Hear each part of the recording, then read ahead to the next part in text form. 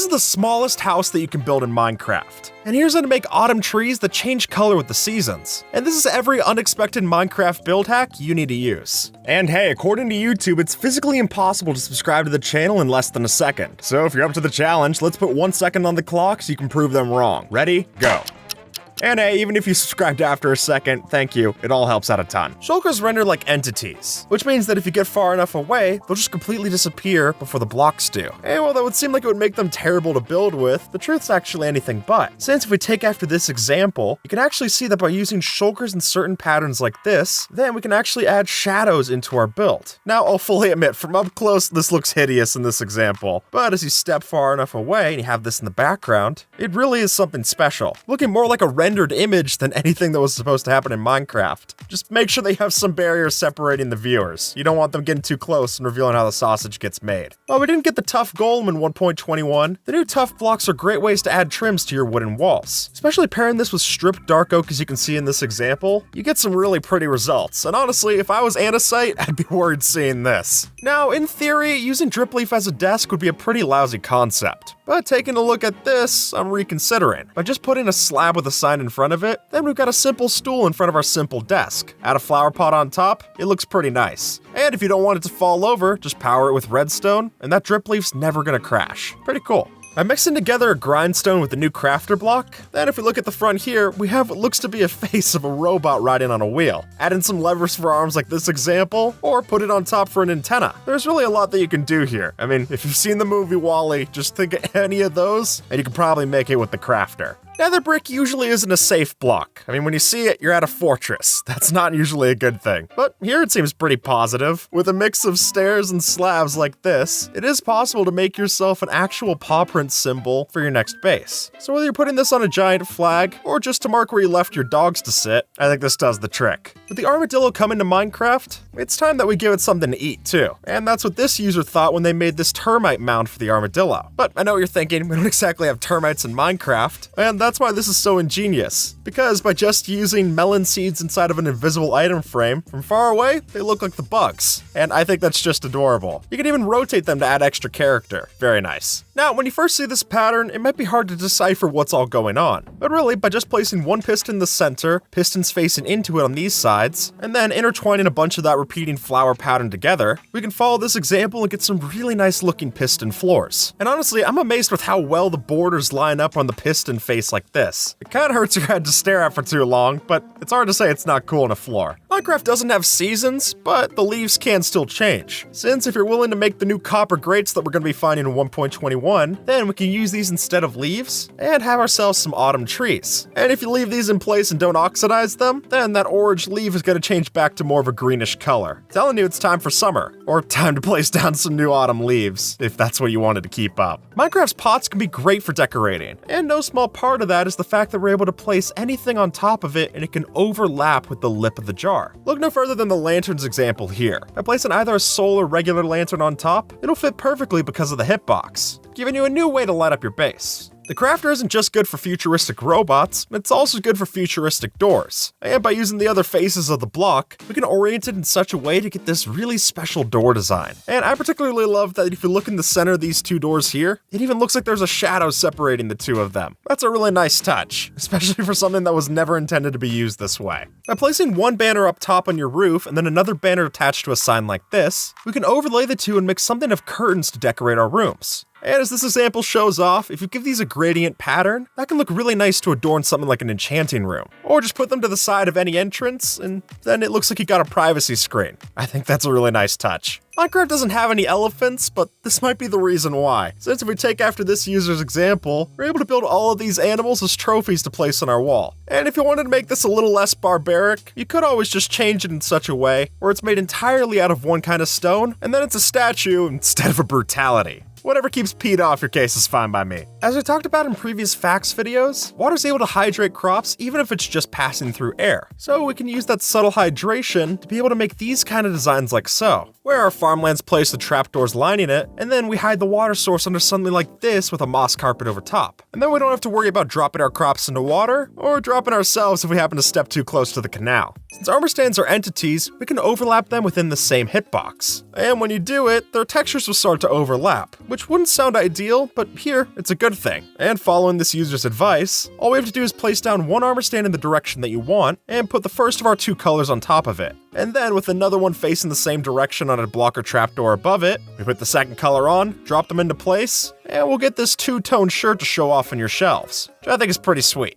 In vanilla Minecraft, there's no way to change your size, but with this dollhouse, you'll think that we did. Since if we flip open this trapdoor to crawl inside, because of the invisible item frames that we used, we can place specific items to look as if they're placed within the world. And while it might fall apart if you take a closer look, things like the bed and the bookshelf on the wall do look quite nice, giving you a very cute build and a very mild case of claustrophobia. Structured void blocks don't get a lot of love in Minecraft, and really there's not too much that you can do with them, but by putting sculk veins on top of the block, then it's possible to get ourselves what happens to look like a block of sculk leaves. And as you can see by this example of a sculk vine tree, that can look really cool if you build these in the deep dark. By placing down a row of fences like this, with a gate in the middle, and then 4 levers supported on top of that, then we can use those levers as support for our lanterns, which when we then stand at the ground level, you can quickly see to be a beautiful street lamp. Just as long as no one comes by and flips it down. I guess every street lamp looks good until someone vandalizes it. This is nothing new. Since we're able to waterlog stained glass panes, then if we work them into the water like this, we can actually use them as a convincing wake to follow behind your boat. And I particularly love using light blue for the middle and then white ones for the outside. That's a nice touch, and if we're not getting anything like Dr. Rat's coded in the past, this is probably the closest we'll get to the game looking like the trailers that was possible without mods. With all of the faces that we can find on the pots, I mean, there's plenty of sherds to find, you can get pretty creative in the kind of totem poles that you build. And what I like particularly about this example is not just using the pots, but also these other blocks that mesh well with the color design, like the composter near the top and the note block near the bottom. Added some mangrove buttons and it blends really nice. Plus, we can store stuff inside of the pots now, giving you both a totem pole and a piggy bank. Did you know that smoke from a campfire is able to pass through a block? Well, sure enough, that's going to be the basis for this new grill that we're building. Since with a couple of looms like this, we can lay it out in such a way that it looks like we've got a smoking grill for our outdoor patio. And honestly, when the alternative is building one of these out of a bunch of iron and minecarts, for those of us on a budget, I think this will more than do the trick. These are the rarest blocks to build with in Minecraft, because you can't build with them. But if we take after this user, we might just have a way to incorporate the sun and moon into our designs. And for me personally, I love the creativity here. And the fact that these only show up on the build for a limited amount of time, I think makes it even more special, making it more of a light show than a static statue. Here's why we used a hoglin in our build. If we were to summon in a hoglin using this tag is immune to zombification, then we'll be able to keep it alive long enough to play dead. And then after we add in the Dinnerbone name tag to it, with some end rods over top laying out horizontally, we get ourselves the perfect pig on a spit illusion that'll be ready for our next Hawaiian luau. Here's how to make a fancy pirate ship without spending all your gold doubloons. Since by tucking in a spruce boat into a mix of trapdoors and stairs like this user does, we can make a very convincing little boat to put in your shipyard. And not to mention the fact that by using an actual boat inside, we can still get in and ride the boat as usual, though where we ride it to won't be that far. But that's still a lot more functional than most build hacks, so I'll let it slide. In the nether, you'll find warp trees, and now the dead warp tree. And the way that we made this is by mixing together muddy mangrove roots for the stem, and then dead coral blocks for the leaves above. And while that's cool enough, I love the idea of putting hanging roots underneath the blocks to look like dead warped vines. And really, this just makes me want to see a whole dead forest made out of these. They look that good. If you just put 2 big drip leaf plants facing into each other, then their texture merges so perfectly that we got ourselves our very own drip leaf bench, which I think is a perfect addition for any park that you put this in. But if you're worried about those drip leaves falling down as soon as you sit on them, don't worry, because with a couple of redstone torches underneath, we have a survival-friendly way to make sure that these don't fall. No animals were harmed in the making of this hack, but it sure looks like they were. Because even though there's no moose that are in Minecraft, by using just a simple stair and some closed fence gates, we can make it look as if we mounted the mob's head right on top of our wall. And that way, we'll be able to take after Gaston and start to use antlers in all your decorating. You probably don't think about using levers for building, but after seeing this, you'll reconsider. Since just 2 levers on a cobblestone wall, we can get a nice piece of detail for your next wall. And really, as this example shows, you could tuck a whole bunch of things inside the middle of these 2 levers and have it look pretty cool. And personally, I'd like to take after this comment on the post and make one of these with an amethyst crystal. That would be particularly cool to see. And plus, it would serve as a light source. By just using a couple of stone slabs and stairs, we can redesign our mine to look so much better. And now, these different layers of depth actually make it look as if someone mined there, instead of just leaving a smooth wall of ores and rocks. And while there's no way to make ore slabs in the game, if you cover them up just right using plain stone, you can at least make pretend that there is. And I think that's much better than what we had before. When banners do their swaying animation, they clip within certain blocks, which seems like a glitch, but we're gonna use it as a feature. With trapdoors in this banner pattern, we can make it look as if this face is actually blinking, or at the very least, checking its surroundings before it goes back to sleep. With just a tripwire hook and some trapdoors, we can add a convincing tree tap to your tapped trees. And from that point, it's up to you to choose what kind of sap you're collecting from the tree. Whether that's using a honey block next to a birch tree for tree sap, or a redstone block with a crimson tree to look a bit more sinister. And for such a simple idea to pull off, this really is creative, and it won't take up much space either. So if you can't go through all the effort to build a custom tree, at least you can make a bone meal tree look a bit more custom with one of these. Look at how much of a difference we have between this leaf block and this one here, and the only thing that we added in to make that was a couple of vines like so. And to me, it's so amazing how far we can go with such a simple design. Though I must mention that if you plan on adding this, you might want to invest in some string as well. That way you can limit how far the vines actually grow and make sure that your new plant doesn't get out of hand. Don't light your candle on fire, but instead, you might want to try this. See, by adding in unlit gray candles to the top of our iron fence, we had the perfect detail in for our metal bars. And what's even better in my eyes is that the wick out the top even kind of looks like barbed wire poking out. A nice touch. Normally we do our cooking in a furnace, but how about a pot? Since, as we'll see here, by just putting a cauldron full of water on top of a campfire, the smoke's still able to pass through the top. And then with a couple of fence gates pointing into it, and some armor stands locked into place like so, this looks like the perfect place to cook up your meal. And what's even better about it is that we can still interact with the campfire underneath. So if you really wanted to, just place down your meat, and you'll still get the food cooked all the same, just with a lot more visual splendor. Instead of stairs, here's why you should use walls. Since when you're trying to get a slope in your build, whether that's for a roof or something else, you'll notice that walls made of the same block are capable of making a smoother yet steep slope that you can show off in your build. And if you don't have a stone cutter, these do end up being cheaper than using stair blocks as well. And in my eyes, that's a win on both fronts. Instead of using dripstone for your traps, let's use it for walls instead. By using the different heights of the spikes, we can make a much more menacing fence around your base. And to me, this starts to look like the kind of pointy wood walls that you'd see in something like Clash of Clans, making this an even better fit for your early game rural base. Here's how to make your bamboo farm look 10 times better. Since with the help of the debug stick, we can add in these different leaves to your bamboo stalks and essentially make them into a whole new plant. And then by adding in fences on the side and iron chains above, we've got ourselves a new farm to put on display. And honestly, with how fast bamboo grows anyway, it might be nice to have the chains so that the rest of it doesn't get messed up as soon as they grow. If we place down 2 spruce trapdoors like so, and then add in chains over top, we have ourselves all that we need for a cute little swing to hang off of your tree. And honestly, I love how the metal bits on the spruce trapdoor seem to blend in with the chains that we got here as well. It all just works so perfectly. This archway is entirely possible using no commands, and the reason for that is because rails don't break on trapdoors when we flip them down. So we can make this design without using any structure voids or barrier blocks. Just have a rail up here, have the 2 ends point up to it, and then break the center so that they'll stay in place. It really is that easy. With a mix of carpet and wool blocks, we can lay out the perfect rug to have ourselves a picnic. And then by using pressure plates for the, well, plates, we can really make this look as if it's lived in. And for my money, the best part of this whole facade is using an invisible item frame to add in a little shovel for a spoon. That's just perfect. If you place a trapdoor next to a slab, you notice that the hitboxes lay out in such a way that a trapdoor almost looks like a half-half slab in some way, or a quarter slab, I guess. And with that logic, if we place our spruce trapdoors next to our spruce half slabs, we get an extra gradual way to detail our builds, and one that from a distance, I think really sells the illusion that we're going for. We added gears to Minecraft, or rather, we added them back because they used to be in the game. And now, with a mix of copper stairs, we can create a number of different gear designs like this. And folks, there's so much variation here. You could use more stairs for a jagged one like this, or use less of them for one with more rounded edges. And whichever ones you choose, it's gonna work well to make your industrial base, well, industrial. Here's how you should use your grindstone in an enchantment room, since placing it like this is boring. But if we add this in, then it's not a grindstone, but instead a pet owl, which fits a lot more with the magical aesthetic of the room anyway. So if you're playing on a server with the player head data pack installed, take this as your sign to build yourself a headwig. It certainly looks better than the alternative. If we just line a couple of signs upward like this, then we can make that tower look like it's a fallen rope bridge. And while it might look silly from some angles, I think if you're looking at it dead on, this will definitely do the trick that you're going for. And honestly, I'm sad that there's no way to climb this, otherwise we'd have a hilarious huge ladder to put inside of our base. Minecraft banners don't show wear and tear, but we're about to add both of them in. By using gray patterns like this one on a gray wall of stone, we can make it look as if the banners were torn during a battle, which will help us tell the story of a more desecrated part of the castle. And since we can use even more muted colors for the dye, we can add those in and make it look as if the banner's fading with age. damage. In Bedrock Edition, trees are known to fall over, but in Java, not so much. So I guess that's our job. But we don't have to be boring about it, and by help of using the wood blocks instead of the logs, we can build ourselves a custom tree like this that seems to have toppled over in the forest, which I think is a great detail to have, especially if you have some kind of lumberjack shack nearby. Oh, and for the cherry on top, place a bee nest off to the side here. Then it really looks like one toppled over. Walls and fences don't naturally connect like this, but if we were to use a debug stick, we can fix that easily. And then, if you're willing to take the time, we get a much cleaner looking pattern. But I'd be remiss if I didn't mention that this does take a lot of time with a debug stick, so clear your afternoon. This is an ice block, and these are icicles, or rather blue glass panes that we're gonna make look like icicles, since by dyeing some glass light blue and hanging them underneath a bridge like so, you'll see that from a distance, these work perfectly as the icicles that developed underneath the overhang, especially when the light blue matches the color of the ice so perfectly. It's a nice touch for sure.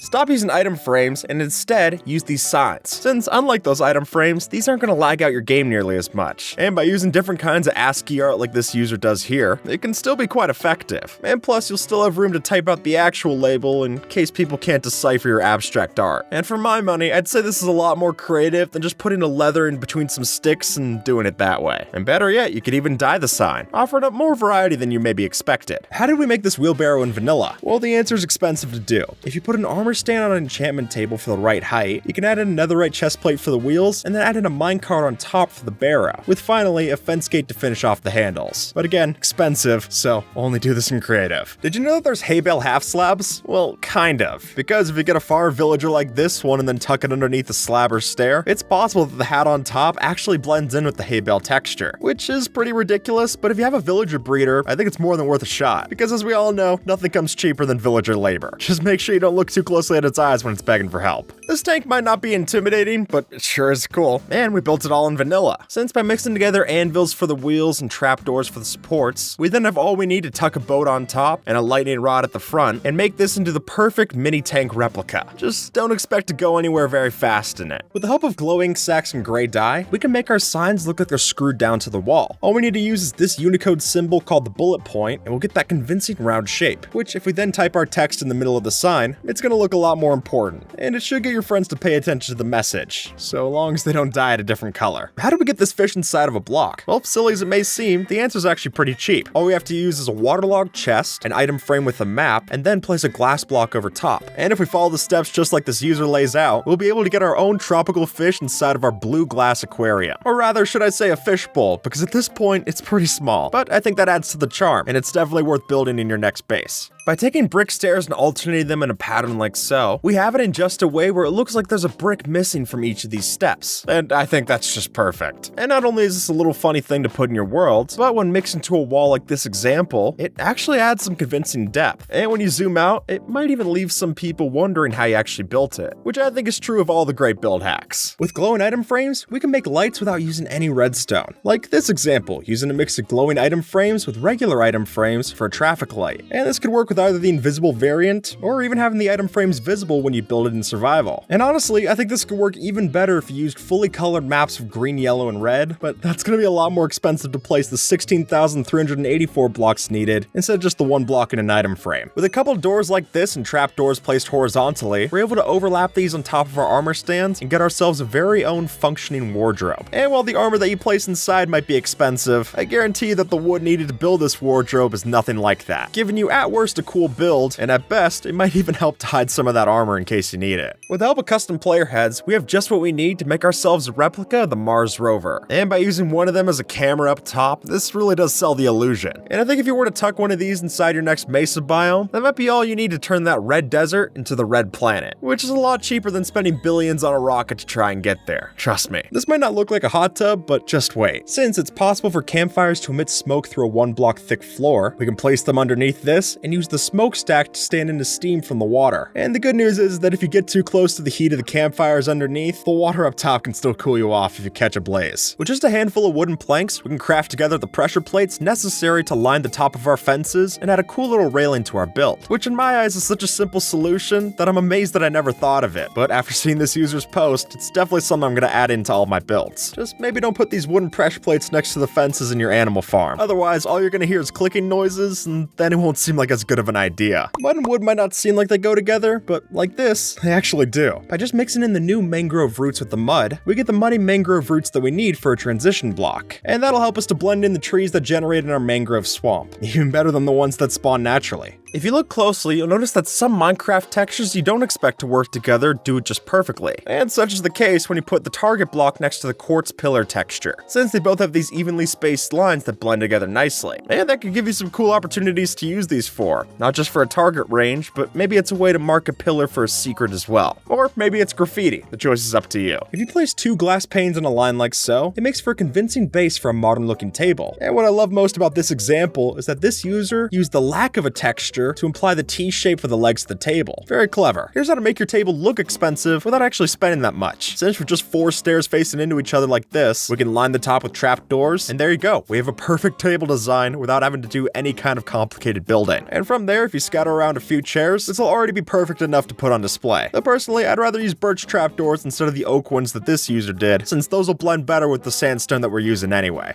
Instead of placing your food in an item frame, place it on a rack, or rather place it on an invisible item frame on top of that rack, which in turn gets us this really cool effect of drying out our fish after we caught them, which is a bit of extra effort, but it looks a lot better than just placing them inside of the barrel after you catch them, so I'd say it's a trade-off. Here's how you can make your staircase look even better than it does with no extra cost. Now, if you've got a 2-wide staircase like this, just curve the one on the edge inward, and there you go, it has its very own railing, which is a cheap way to make your staircase look even better. And honestly, it'll even look fine if it's just floating like this, which will also make it cheaper. Here's how to build the wither without actually building the wither. Since if we take after this user and mix together the right number of stairs and slabs, then we can carve out this perfect wither shape into your next wall. And then for an added bit of detail, mixing in something like chiseled nether brick, which has the wither skull texture in it, could work perfectly for the heads behind the wall. I mean, that's too good to pass up on. And it's a lot less destructive than the real thing. When it's laid out like so, these trapdoors don't look like much. But as soon as we flip them up, you'll notice that this user gave us the design for some pretty neat trapdoor boxes to have in your base. And what I love most about these is that they don't all look the same, giving you some realistic variety to how the boxes play out. It's just learning that pattern's gonna be tough, but if you look at it with these birch trapdoors, it becomes a lot more obvious what to do. Desert pyramids haven't changed a lot since they were added in, but we can fix that by adding in these hieroglyphics. By using a mix of red sandstone stairs and slabs for the different shapes, we can create some cool looking marks on our wall, like this ox, or even a person's silhouette. And if you're looking to go even further, use chiseled sandstone for a detailed face. That's going the extra mile. This is a pumpkin, this is a jack-o'-lantern, and this is my jack-o'-lantern nether portal, which, taken after this user's post, we can take advantage of different orange-colored blocks such as acacia and red sandstone to really detail our supersized squash. And then with a couple of drip stones for the teeth, I think this gets appropriately terrifying to house your next nether portal. I mean, it certainly looks a lot better than just putting a nether portal in the middle of a field, that's for sure. From here, this just looks like a smoker, but as soon as we add a lever on top, then it starts to look like an old television set. And granted, we might have to do what this user suggests and squint really hard to see it, but I think for a set piece in an old living room, this can definitely do the trick. Here we're gonna use levers and trapdoors, but not how you'd think, since instead of flipping them open, we're gonna use those levers as a support, which if you step back to this view, looks very nice, almost as if we're using them to lift up the windowsill. And honestly, I think this would look great for any kind of shelves that you want to put inside of the house as well. We can wait for this build hack to load in, but the truth is, it never will, because that's the whole point. And by mixing together an invisible item frame with a goat horn like this, we can use a command block that constantly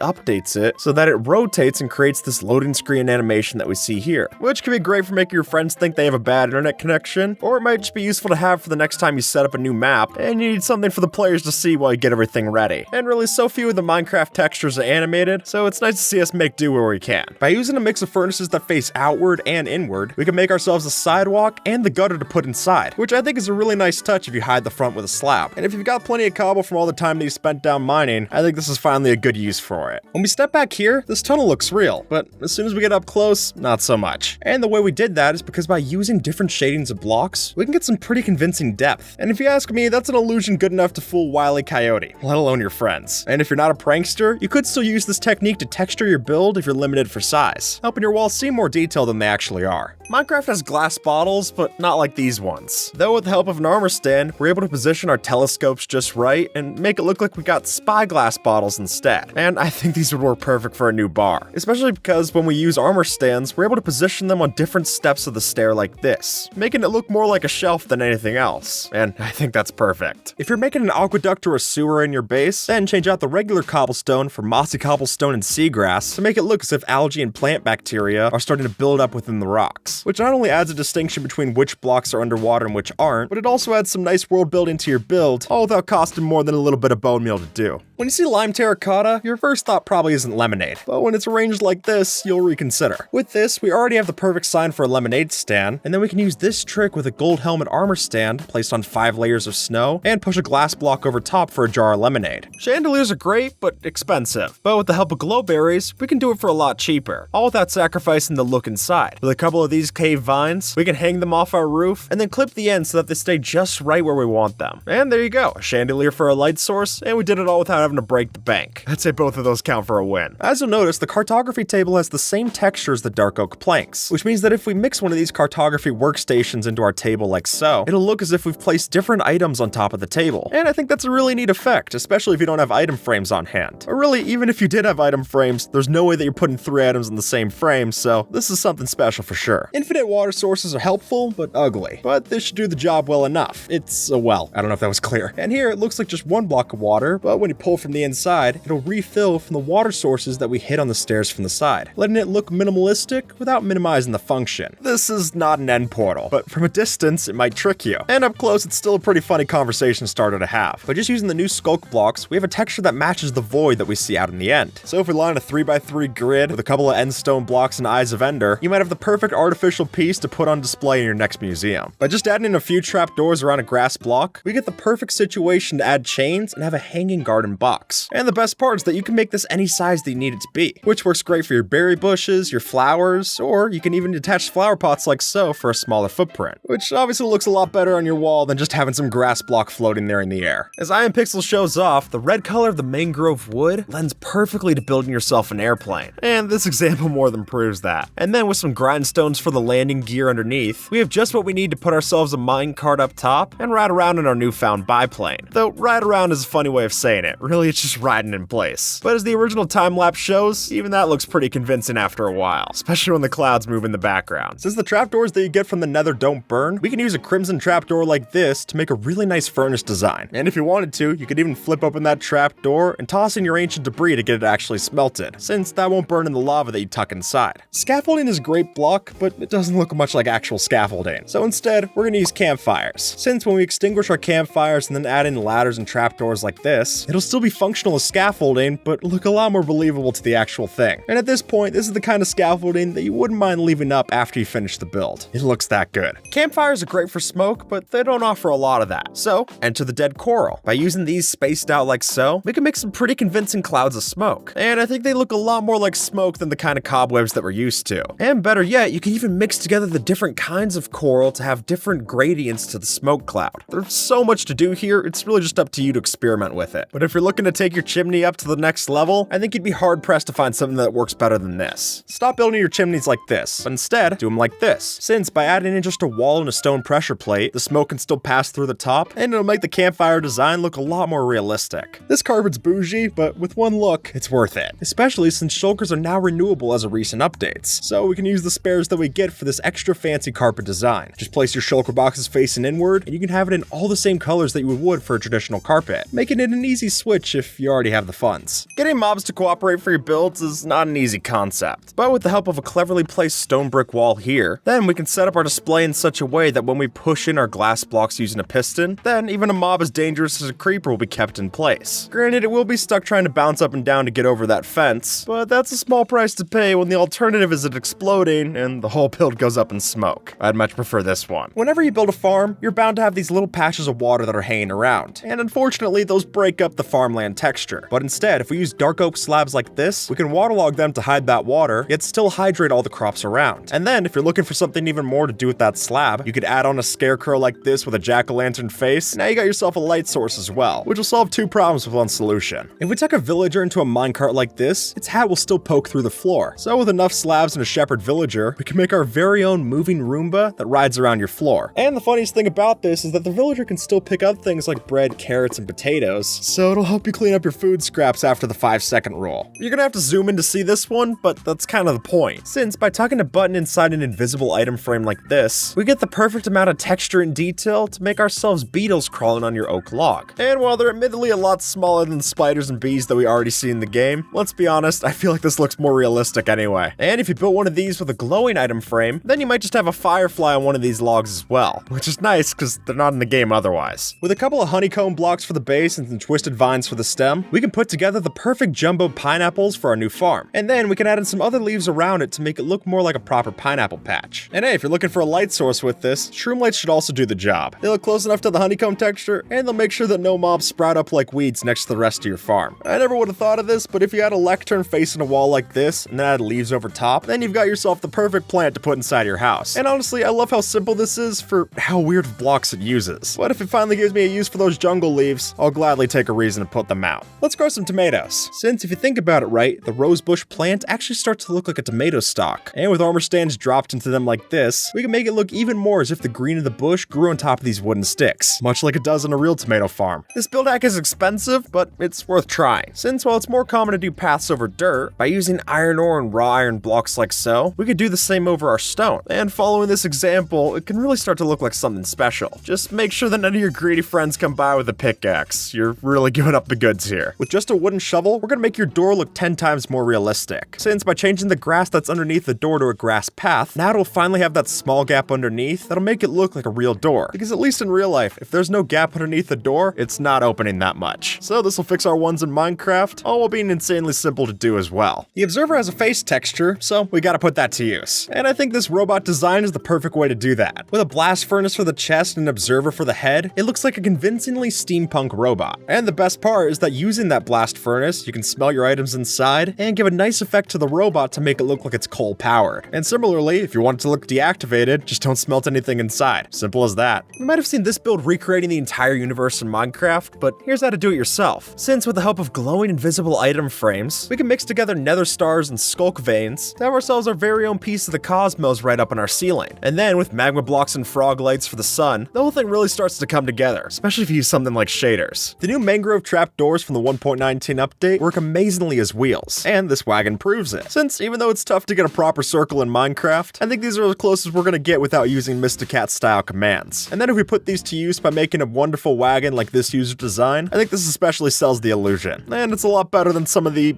other things you can build with the trapdoor. Now you might not have seen it, but this block's called the structure block. And I know it has a weird texture, but we'll use that perfectly for our new sound system. After getting this block with the give command, we can stack two together like this on top of an anvil, and it'll look like we have ourselves a tower of speakers. So if you have the admin privileges to get the item, it's worth putting in your house as a flex. If you've got plenty of banners, then you have just what you need to make a couple of these ghosts that were designed by Gold Robin. And I love the little detail of having different facial expressions for each of the ghosts. And really, whether you use glass blocks to support these in the sky, or light sources so that they glow in the night, this build trick is just what you need to turn your house into a haunted one. And you do it all without needing a creepypasta. Instead of placing your bed on the floor, place it in the sky. With this user's hammock, we get the perfect thing for our new mangrove swamps. Or really, any place that has trees. Just put your bed on some trapdoors, connect it using stairs, fence gates, and carpet, and the end result will be more than worth it for a good night's rest. If you mix in a couple of upside down barrels into your floor, then you'll notice that we get quite the pattern to spice up your spruce texture. Oh, and not to mention the fact that you'll be able to fill up all of them with some hidden storage space, which I guess gives us a literal way of tucking our money in between the floorboards. A nice touch for sure. Instead of using stone or andesite for your build, use both together. And what I mean by that is that if you were to add in patches of stone within your andesite floor like this, it'll create the illusion of broken floor tiles. And then it just looks like the concrete underneath is getting exposed, which I think is a good way to mix together these two blocks, especially considering you're gonna get a lot of both on your next mining trip. Might as well put it to use. With just a blue glass block and a tripwire hook, we can make this simple little water cooler for your office building. And while that alone should do the trick, if you want to make the water in your water cooler even colder, let's use an ice block instead, just as long as it doesn't melt from a nearby light source and spring a leak. If your base has a narrow floor plan, here's why you need trapdoors. Since with a couple of these, we're able to separate our stairs from the floor above, but it won't make the room feel any smaller. And it also keeps anyone from accidentally falling into the staircase, which I think is also a benefit, at the very least for safety. And is it simple? Sure, but it's also effective, so I don't think that's a bad thing either. Here's how to turn your pistons from this into this. And the secret behind this isn't doing something like McMakestein's mod, even though that is cool, but instead by just using the set block command with different parts of the piston, we can separate the head from the body and then place fence post lining in the middle. well. And there you have it, a giant piston. And if you really wanted to, you could even make this into the sticky variant as well. Just don't expect it to retract anything. There's no off switch for this one. Stairs aren't the only block that you can use as stairs, and this modern design proves that. With a mix of end rods for a light source and these carpet-covered iron trap doors, we get a unique floating staircase that still makes sense. And while this looks great, the only thing you should keep in mind is that you can only walk up these seamlessly if you start first from an end rod. Because if you start from this block down here, you're gonna have to jump up at least the first step. With the way that banners sway back and forth, we're able to get a neat animation when we pair them with item frames. And you'll see that with these blinking lights. Now, surprising as it may seem, there's no command block trickery or redstone happening here, but rather the item just occasionally clips through the banner as it sways back and forth, and that'll give us the perfect thing to line your tunnel with. And if you want to make the item frames invisible but you don't have access to commands, just make the backdrop out of birch planks too. And there you go, problem solved. This build hack is a violation of the Geneva Convention. And now that I got your attention, let's talk about how we built it. Because luckily, what's actually happening here isn't as cruel as it seems. But by tucking a villager into place in a cauldron and then using a Dinnerbone name tag, we can flip it upside down, but because it's a cauldron, it's not gonna drown inside that block. Not to mention the fact that that's not how the Dinnerbone name tag works anyway. And then with a couple of chains on top to keep it in place, we make it look as if it's hanging inside the pot. Even though, luckily, the villager's a paid actor and no one was harmed in the process. This escalator doesn't use any redstone, but instead, we use looms, because from afar, the lines on the looms start to look like the ridges that you see on escalator steps. And if you add in a command block system like this, we can even make it functional with the teleport command. From afar, these might look like sea pickles, but zoom in close, and it turns out that we actually use candles in the same place. But as you can see, these do work pretty well as the version of our own dead sea pickle. So if your aquarium happened to spring a leak and kill all of your coral, I think this is a nice touch to add in as well. Especially considering we can place as many candles in a one block space as we can sea pickles. It's just too perfect to pass up on. If we fill in the gaps of our wall with the brick wall block, then those brick walls make it look as if the wall got damaged and the facade's starting to fade off. Which I think is a great touch. Not only does it add literal depth to the build, but it also adds depth in that it tells more of a story with it. Which is a lot to accomplish from just a couple of bricks on a wall, so I think this is a pretty good deal. Here's how to make a pool table. Since we're able to overlap carpet with signs, all we need to do is add green carpet to lay over an oak and spruce sign, and that'll make it look like a pool cue when you look at it from the top of the field, which I've got to say is much better than this old design of using grass blocks and signs around the edges. By just mixing a couple of crimson planks into the inside of a trapdoor barrel like so, we can make it look like we have our very own grape stomping barrel, which is not only useful for your next farm, but it might come in handy if you need any grapes at your next lemonade stand. And honestly, for how cheap this is to build, I don't see any reason not to put this next to your next vineyard. I mean, it's at least easier to come by than the purple core that people use. I think that's a definite plus. This is a melon, and this is a rotten melon. Or it looks like that, because by mixing together mud with our mangrove roots, we get the perfect block to look like a rotten melon. And then if we take after this user and use a wither rose here instead, then that'll also look like the decayed stem from the original melon plant, which could be a perfect way to add some new world building to your new farm, or to play a prank on your friend, whichever one happens first. This is my pet parrot, but it needs a cage. And since it's so small, it doesn't need a whole pen like regular animals, but it can also fly, so the fence isn't that helpful. Enter the scaffolding block. With a single scaffolding like this, it looks like a wooden bird cage, and it has just the right amount of room for a parrot to sit snug inside. And even when they're in the cage, they'll still have plenty of room to dance when you put on the chirp music disc. Instead of a torch this size, why not try this supersized one? With the same materials that we'd use to craft a regular torch, we can make ourselves one of these campfire mega torches. And then if we add around signs around the perimeter, we've got something that's ready to be set up at your next base. So if you're looking for a design that's not going to break the bank, but also looks like you actually care about your build, I think this is a happy medium.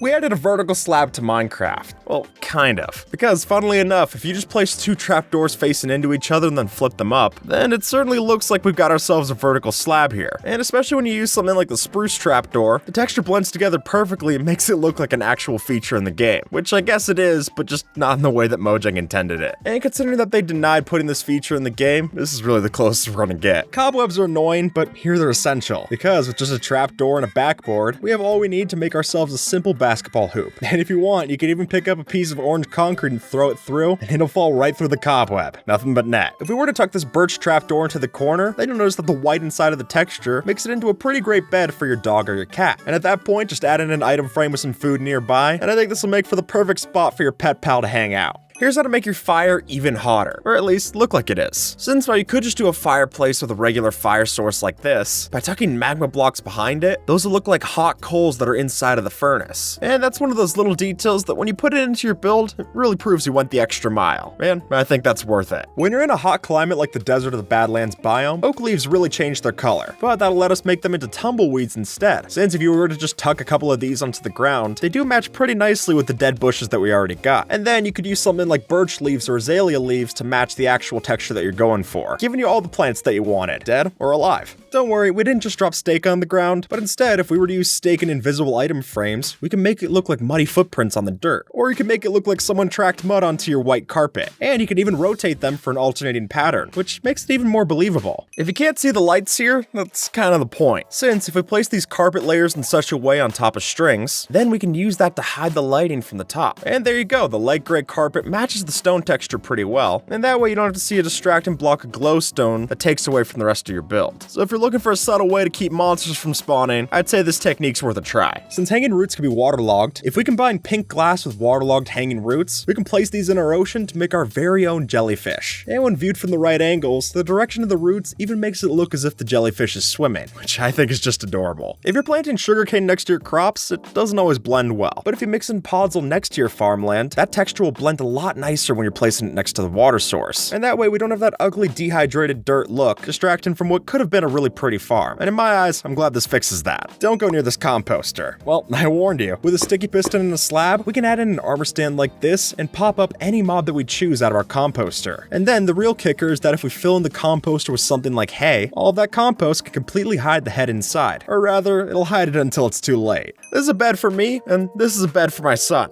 Or it sure looks like that, because by using some sneaky armor stands like this, we can shrink down our regular items to a much more manageable size. And with just that, we'll have ourselves a child-sized bed and a child-sized chest to keep all their items. Just don't try to open it up, then the illusion will fall apart. We might have built this out of mud, but these aren't mud blocks. Rather, by using brown mushroom blocks like this, we can mix it in as something of a smooth mud texture. And honestly, seeing this proof of concept, I'm amazed that smooth mud wasn't added in with the rest of the textures. Because seeing this, it really does look nice. Here's how to make a working cyborg in Minecraft. Because if we tuck an Elder Guardian in a place like this, its AI is just smart enough to follow you around with its eye, giving us the perfect amount of creepiness for this working robot. Overall, making this Elder Guardian feel a lot more like one of the Guardians from Zelda. If we mix together the cherry wood with a crimson stem, then when you place them all on top of something like Nylium, you'll notice we have the perfect thing to go together to create a really cool infected tree stem. Though I guess the only issue is that you couldn't build this in the actual nether, since this wood would still burn, but you know, it's a dead tree. I guess that just makes it even deader. Now I want to switch this over to a desert scene, since I want you to see just how well the cherry leaves can actually work in this biome. And by just switching out your sandy floor for a couple of cherry leaves, we have the perfect thing for a really natural looking carpet. And best yet is that the cherry leaves actually don't change with the desert color map, unlike regular leaves. I think you can see which one looks better. Now, one of the most versatile blocks that got added in this update is the new hanging sign. And while it's pretty costly, since to craft one of these you need 6 of the stripped logs and 2 chains, you do get some really cool looks out of this. Starting with, if we just lay down some trapdoors like this, and then a hanging sign underneath both of these legs, we get a perfect little picnic table. And I think in a desert setting like this, the bamboo trapdoor one looks particularly nice. Just, you know, make sure your friend doesn't come by and flip them up. It's not much of a table, you're really just taking an L. And while it's impossible to place these hanging signs by themselves, all we have to do is link them up to something like a trap door, and then we'll have the perfect thing for our little railroad crossing. Now granted, it doesn't lift, so it's more of a railroad stopping, but because those hanging signs have collisions, they actually give us a great way to make little railings for our bridges. I love that bamboo placing sound.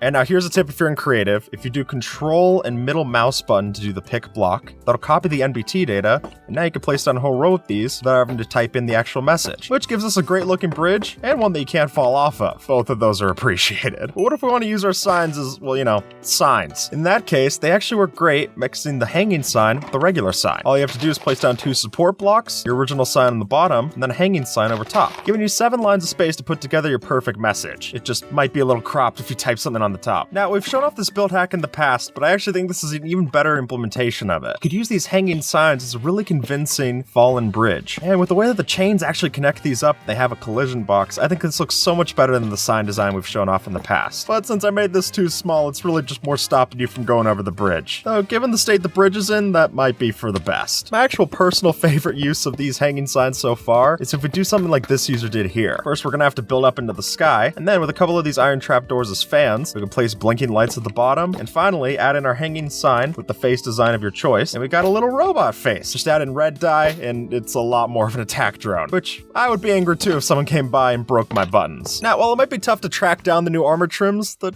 doesn't mean that they're still not very useful for build hacks. So if you manage to get your hand on some of the Vex ones, then we can mix that together with our iron or netherite chest plates and get some really cool looking designs. Now, what we want to do here is mix together the opposite color with each one. So the quartz with the netherite and the netherite with the iron, which when you put it together, gives you a perfect little suit and tie. And I mean, the invite said black tie optional, so I hope that means pants are optional too. And we're not the only ones that armor trims look great on. Since if you were to dye a leather cap red, and then add that together with the coast armor trim and some quartz, then when we step inside and put this on top of an armor stand, if we drop that into place on 3 layers of snow, we can push a block in, and now we got a little book on our floor. And the real test to see if it works is to put other bookshelves around it. And even then, I still think it holds up. Plus, we didn't have to torture any librarian villagers like we did in the past for the same effect. It's a point for humanity as well. And for another update on an old design we've done in the past, we're gonna make an even better floating lantern than we've done before. Since by taking a light in the center, adding some banners around the sides, then all we have to do is attach one of the new hanging signs underneath, and because we can angle these 45 degrees, we can add in little flags hanging down from our lantern. And at that point, you can add in as many or as few as you want them to be. They'll even look great at nighttime. And visible too, in case you want to tuck a hidden message above your friend's base. And speaking of a hidden message, probably the king of that is the new chiseled bookshelf. Now, by itself, it doesn't really look like a bookshelf, just looks like a shelf right now. But if you lay out a few of these and start tucking in the books in the right places, you can actually use this as a form of pixel art. And while I wouldn't say it's exactly hidden when it's the only books placed in the case, if you add in some other ones around it, then you can start to actually hide a message in here. Though if you build one of these, make sure you have a good leather farm, since just that little high message took me 34 of these books. Now, with all the new types of bamboo that we have to play around with, such as the mosaic, the planks, and the actual stripped bamboo, it's a joy for building, and particularly in desert scenes. By just mixing these blocks together with some smooth sandstone like so, we can get some really nice color palettes going on. And then you could even mix up the patterns like this, whether you're just doing something simple like a wall like this, or if you want to go more out there with a pillar design like so. I think really any of these would work. And since with bamboo we get ourselves a new wood type, that also means that we have a new bamboo pressure plate. But now, if you were to do one of these, place down some raw fish, and then a bamboo mat like so, you'll see that although it glitches out a bit, you got a perfect little sushi mat. Now in the past, we've recommended using hay bales for thatch roofs. And while they look great, they do have an ugly red band that goes around the side. And trust me, it's not usual for me to put ugly and red in the same sentence. But to fix that, if we use something like the new bamboo wood, then this not only looks a lot cleaner, but it also gives us stair and slab variants to mess around with. Plus, different variants for the mosaic and the regular bamboo type. And at that point, the patterns can get really fun to play around with, even if what I built kinda looks like a straw hat. Now, when bamboo was first released, the first thing that many fans noticed is that it looks a lot like spaghetti, especially the mosaic block. So why don't we just embrace it? Since with an invisible item frame and a mosaic block like this, we can again put a heavy-weighted pressure plate over top, and we got ourselves some spaghetti noodles. Now, scaffolding can be an extremely useful block to use in your build, but useful and looking nice aren't always the same. Though, with just a few of these bamboo trapdoors, we can really take our scaffolding and make it into something that you're okay with leaving up after the build. And plus, it'll still be functional. So even if your friend comes by and kicks out the bottom of the scaffolding, you'll still be safe on top of the actual bamboo. Now, because of the way the strip bamboo has its different directions, if we add in a few to our street setting here, we can get ourselves some really cool looking paving to add to our road, which I've got to say, at this point, I prefer over the path block. At least I'm able to ride a boat over these without getting stuck, whereas path blocks, that 1 pixel gap is all it takes to ruin it for you. Or if you wanted to, you could take your strip bamboo and face it towards you like this, so then when we add detail to the front, it really starts to look like a window block. Now granted, you can't see through it, but that might be nice if you're trying to keep out passerby anyway. Now in the past, we might have compared pink wool to cotton candy, but if you look inside of the stripped cherry wood, I actually think that's a much nicer texture. It's a lot smoother than the original, that's for sure. And then, with an end rod as the stick, we can mix this together with a little cart and have a perfect cotton candy shop. And I think the pink wool looks a lot better as the awning than it ever did as the dessert. And with 1.20's new archaeology, we have plenty of these new decorated pots to, well,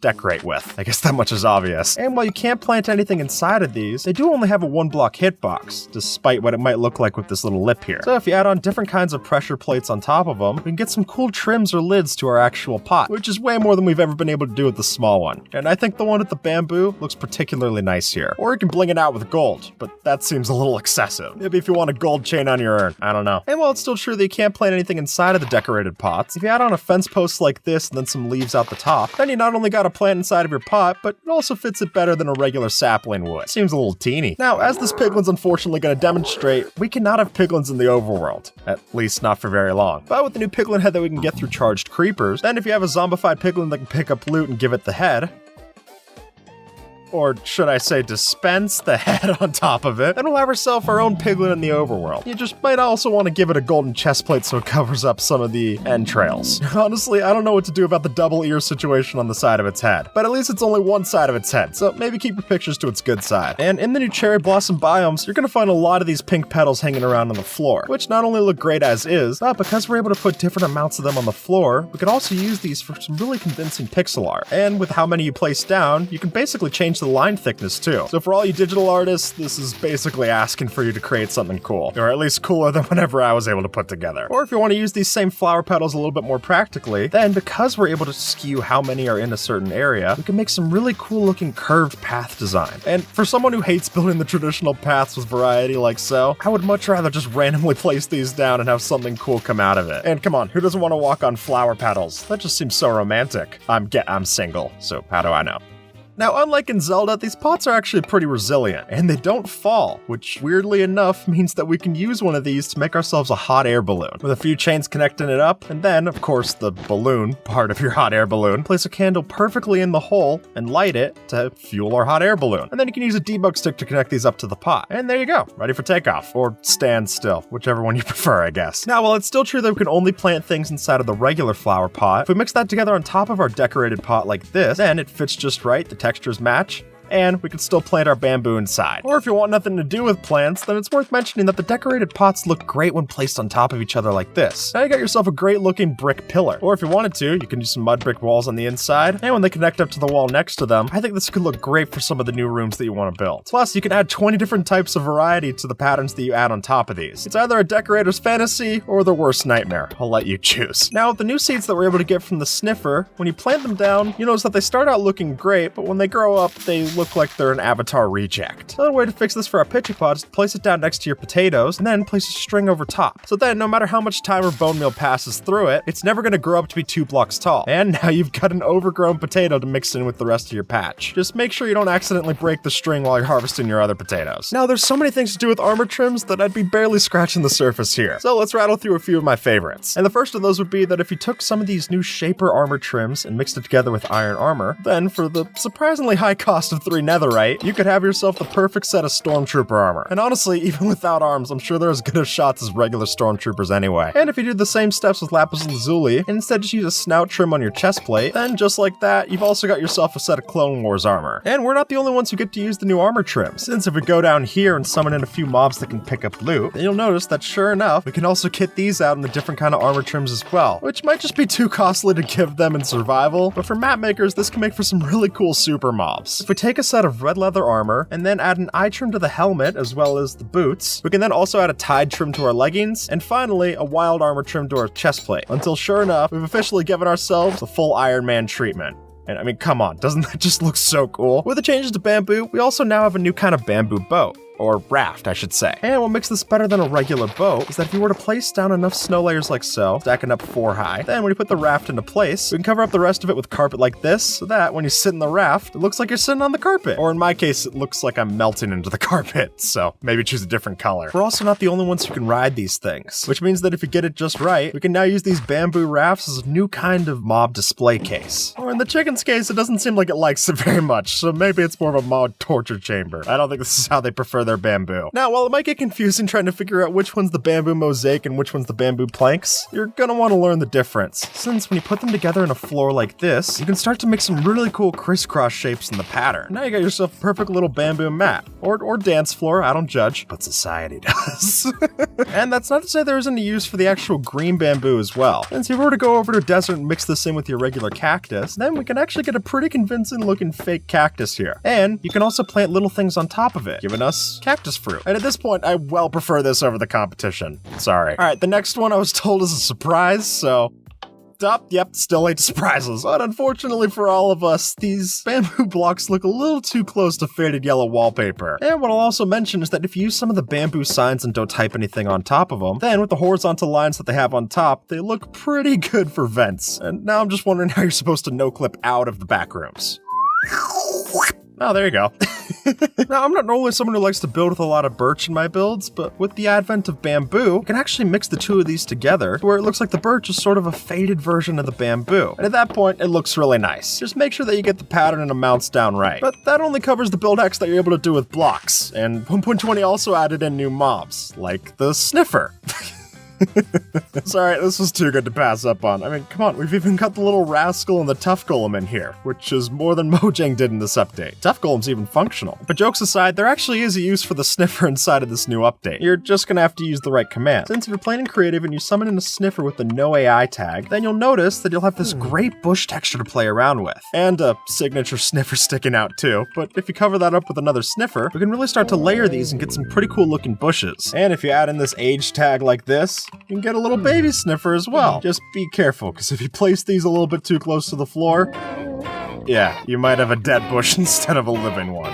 Moving on. Now, archaeology is a huge part of this update, but the brush itself is actually a pretty nice texture to play around with. So much so that if you were to get yourself an armor stand, and then use something like the Vanilla Tweaks data pack to give it arms and pose it right, then we could give it a brush and some cobwebs, and essentially create our very own cleaning crew. Just don't expect them to work very fast. They're used to not doing much. Now, by itself, the new cherry saplings offer a lot of great pink blocks to play around with. You just might need to strip it down to its inside. But when you go to place down all these new pink blocks, you really just get something that looks like slime, and not the fun ones that gets you a lot of views on YouTube. I'm talking about the ones that they make chicken nuggets out of. And in that case, I think you should use a couple of quartz blocks to frame it up like so. Just with that little bit of white, it paints it together a lot nicer. And I think this can really do wonders if you use it on the roof. Or if you build it like I did, it just looks like a strawberry milk carton. That might be a plus, I don't know. But really, cherry wood isn't just good for our walls and roofs. You can also use it pretty well on your floor. And what I like to do is just take the lighter colored pink blocks that we have, and then get darker and darker as it goes out, giving you both a floor and a flower. And I really like the sound effects of placing these, but I don't like the sound effects of walking over it as much. Something about that scream of the stripped crimson logs, it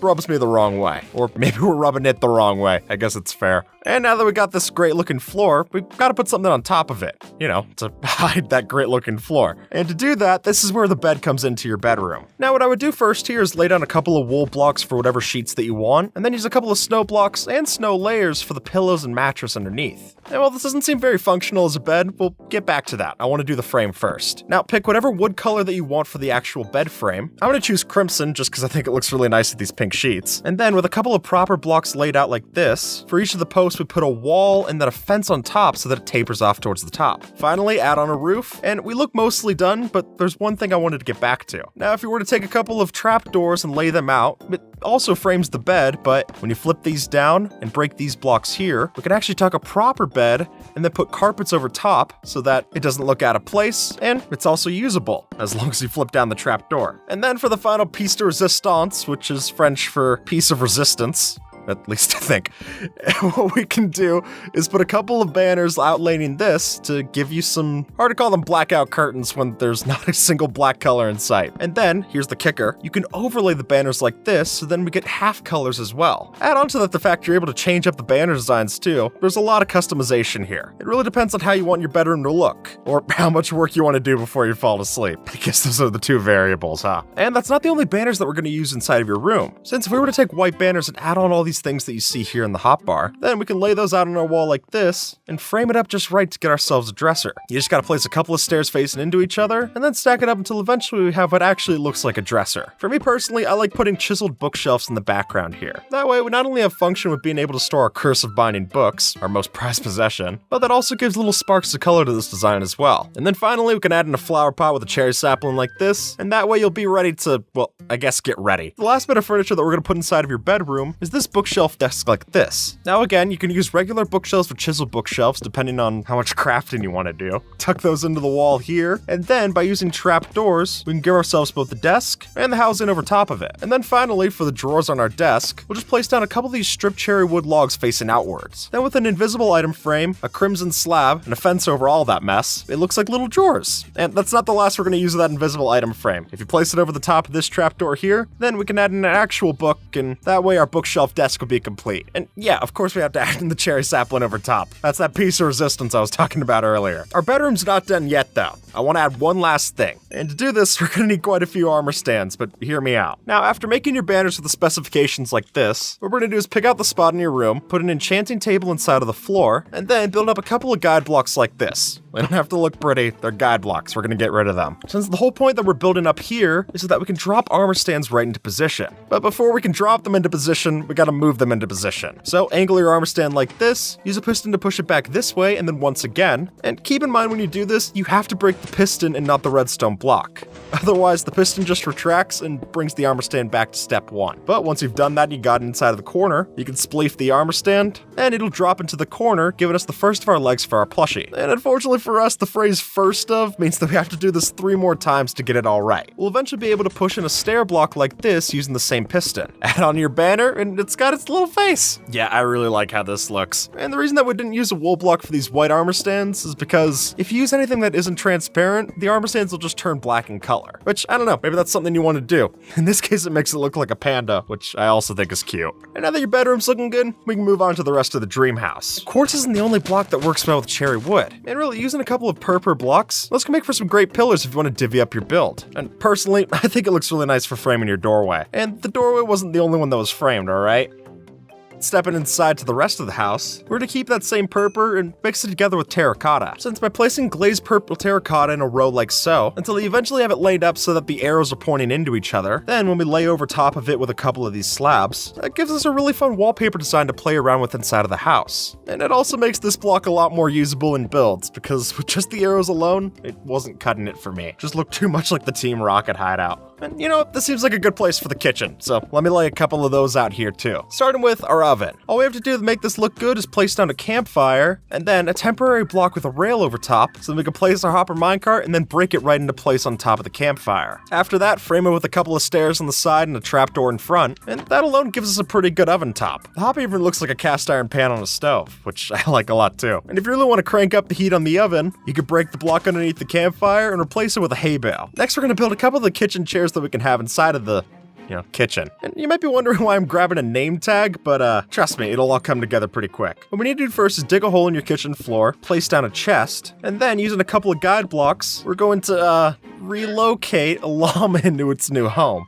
And then with a dinner bone name tag, we can flip the llama so that its legs are sticking up. After that, we build up 3 more guide blocks and place 2 iron trapdoors on the top parts of the blocks like this. And now we're going to use a piston to push both of these into place. Push it once for the first set, and then again so that the llama's stuck in place. There's really no good way to say it. I'm just counting you all as accomplices for watching it this far. And then with a carpet over top of this, we can place down one last iron trap door, and then give ourselves a debug stick to flip it up so that it's permanently in the right position. Until the end results that we have a pretty good looking modern kitchen chair inside of our build. You know, just one that squeaks a bit when you move it. And now let's move out of the kitchen into our living room. Since the first thing I want to get here is placing down these lecterns to build ourselves some drawers. Now, the lecterns aren't the drawers. That would be pretty disappointing for how much they can store, but rather we're going to overlay some shulker boxes over top of this, and then framing the whole thing with trapdoors of your choice of color, we get ourselves 54 item slots worth of storage, and the drawers even open the right way too, which I think is really fun. And to make our living room into a place that we actually want to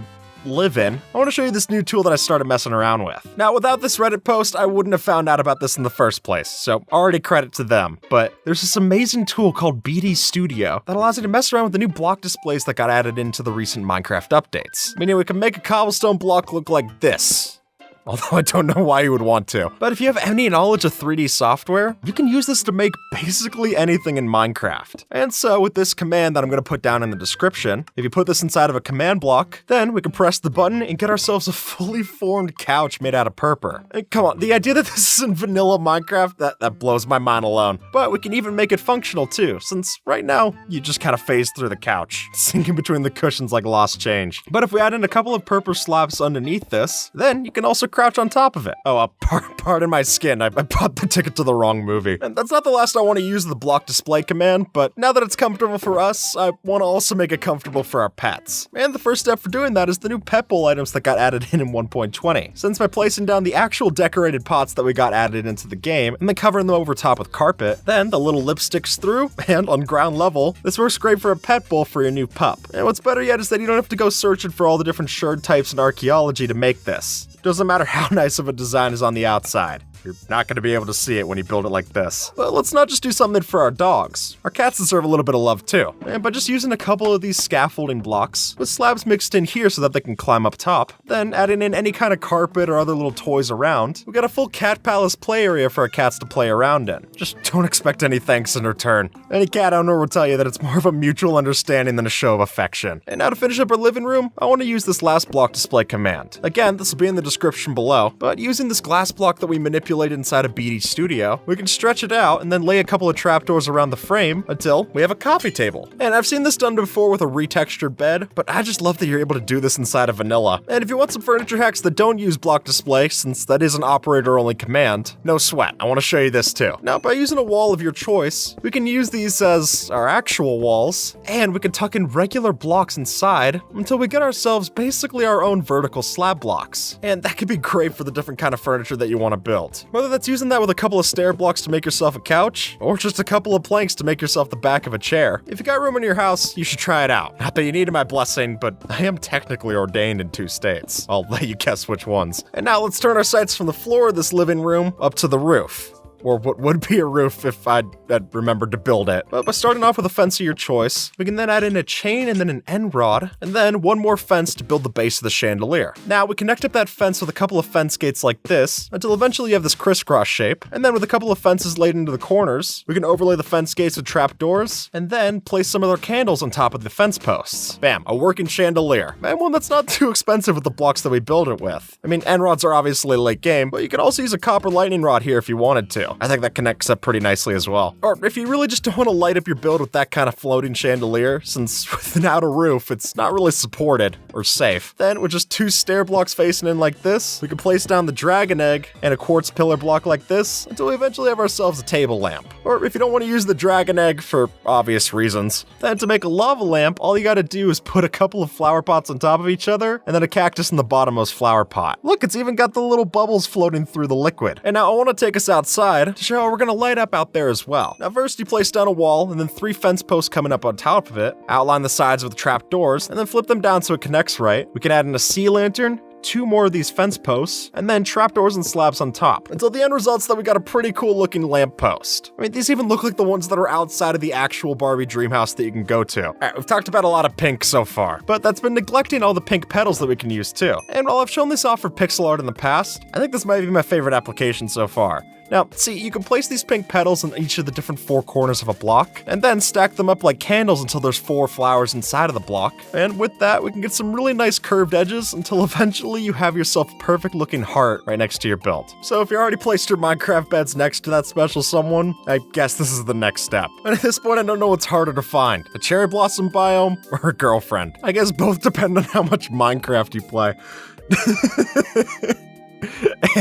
And moving on. That's not the only That's not the last thing I want to do with cherry petals. Since with the cherry leaves that we're able to get from the cherry saplings, we can mix these together with our pink petals. We did a great looking gradient from pink to green, which is just begging to be used on a path design. And because we use moss in this example, that's also something that would work in every biome that you placed it in. And the same is true with azalea leaves, which we're going to use for our new flower bushes. Now obviously there's a case for just using the flowering azalea leaves for this, but I think we could do even better. Since if you have some bookshelves, I know, it sounds weird, follow me out, and then overlay our leaves on top of that, the way it works, the leaves actually cover all of that plank texture, meaning that we're just seeing the sparks of color that come through, making it look like flowers deep in a bush. And we don't have to just worry about placing flowers inside of this build, we can also put them on the outside too. Since with invisible item frames and sunflowers rotated like this, we can also get some external flowers as well. We're just a little limited on color for these ones. Unfortunately, all the other flowers that you place inside of the item frame don't look nearly as in place as the sunflowers do, so I hope you like yellow. And if you don't, then you could always take the azalea bush saplings and mix those into the floor with a couple of grass blocks and moss blocks, and that'll basically give you a flower patch to play around with in the outside of your planes. And then for some of our extra flowers on top of this, if you take a spore blossom, you can't place it upside down, or right side up depending on which part of the flower you want to use. It has to be supported underneath something. But even just seeing the flower inside of an invisible item frame, or an armor stand if you use something like Vanilla Tweaks Data Pack, you can get some really nice looking flowers to decorate the rest of your flower patch. Even put it on top of a lily pad with the armor stand and basically have a pond flower. It just might be a pain to do all the commands here. Even sped up, this is gonna look terrible in the footage. Okay, I want to show you why you shouldn't place your enchanting table inside of an enchanting room in your house, and instead, you should try it out in Surface. Since after laying out the basic parts of the enchanting room, like your bookshelves and your enchanting table, then we can take after what Bic Gardner did here and use a mix of stone slabs and stairs for the pedestal for what's soon to be our owl statue. Now, first what we'll do is we use a couple of these acacia planks for the feet, and then with birch planks and stripped birch wood for the inside, we can use another acacia stair for the beak, turn in a couple of our birch stairs like this for the eyes, and after laying out a mix of dark oak trapdoors with a couple of spruce trapdoors, we'll have the wings and feathers ready for your actual owl. And you might be saying, how would this even fit inside of your dream house?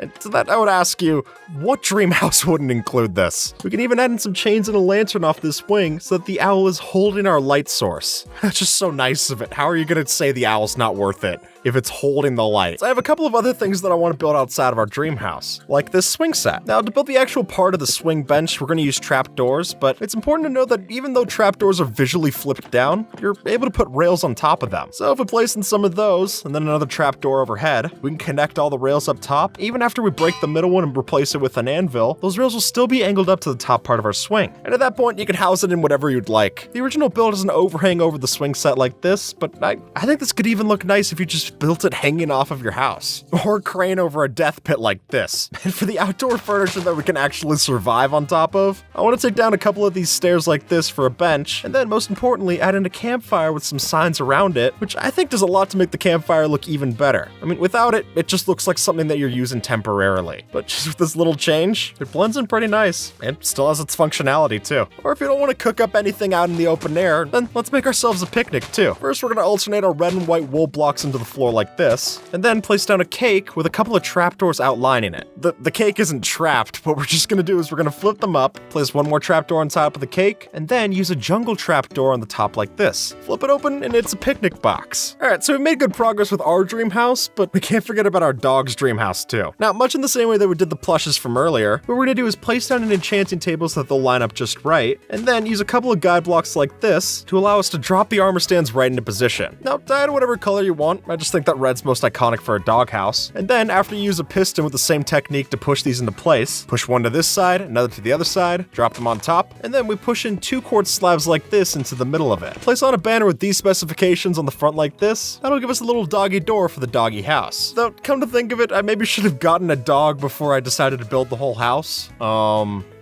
Welcome home, Grover. Look, your collar even matches. Placing down a couple of nether brick fences into the corners like this, we can outline those fence posts in string, place stripes of green and white carpet over top, and then in the middle here, use a couple of iron trapdoors connected between 2 walls, and some white glass panes over top, giving us a proper ping pong table. And for the last of our armor stand hacks for this video, what we're gonna do is lay out a couple of slabs like this, then place down guide blocks so that we can push the armor stand right into place on either side of the slab. And once they're there, we're not done with pistons or the guide blocks. We're just gonna have to move them to this side so that our armor stands don't move out of the way. And then finally, we're gonna push a couple of these end rods into place, so then we have the rack for our barbell. And then to put on a couple of weights so you're not embarrassing yourself, you can use wither skull heads like this to line the outside. And now you got a weightlifting bench for either you or the Ken in your life. And speaking of Ken, the rest of our job for this video is beach. So we're gonna move over to this scene and start to build up the ways that we can hang out poolside next to our Malibu dream house. I guess unsurprisingly, the first thing you need is a pool. So with really just a couple of stairs waterlogged like this and slabs underneath, we can create whatever kind of pool shape that we want. And if you want to turn it into a hot tub, dig a hole like this and then place down hay bales and campfires so that that smoke can go through the floor and look like steam inside of your hot tub. And next to that hot tub, we're gonna take a couple of fences, place an end rod on top, and then use a diorite wall inside of the inside here so that we can place our white banners along the outside, and that'll give us a poolside umbrella that's closed, because, you know, I'm trying to work on my tan. Yeah, unfortunately for both of us, this is just a sunburn.